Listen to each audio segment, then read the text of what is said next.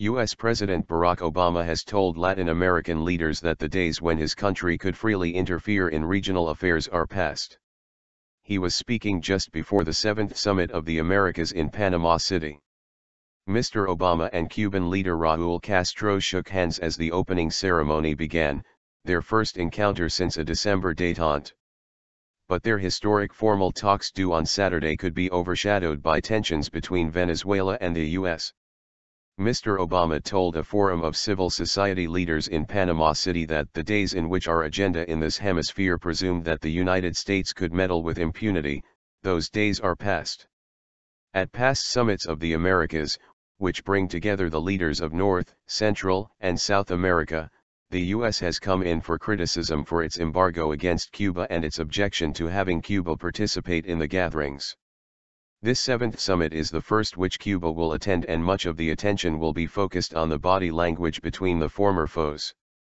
Barack Obama and Raul Castro are due to meet again later on Saturday. It will be the first formal encounter between the leaders of the U.S. and communist-run Cuba in more than 5 decades. Before the summit began, the U.S. president stressed that he hoped the thaw-in relations would improve the lives of the Cuban people. Not because it's imposed by us, the United States, but through the talent and ingenuity and aspiration and the conversation among Cubans, among all walks of life. So they can decide what is the best course of prosperity. Later, Mr. Obama and Mr. Castro joined representatives from 35 nations for the summit's inauguration ceremony. A marching band and children in national dress of the participating countries waved flags as the summit opened to applause. Mr. Obama's speech before the summit came a day after the State Department recommended that Cuba be removed from the U.S. lists of countries which sponsor terrorism. Its presence on the list has been one of the main hurdles on the way to closer ties between the two countries.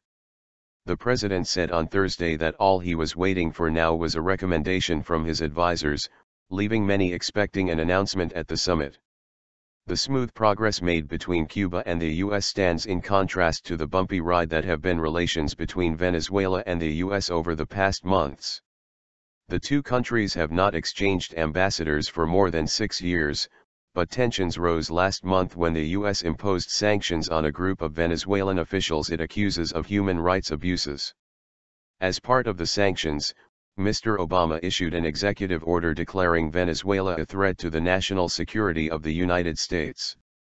President Maduro has collected more than 10 million signatures demanding its repeal.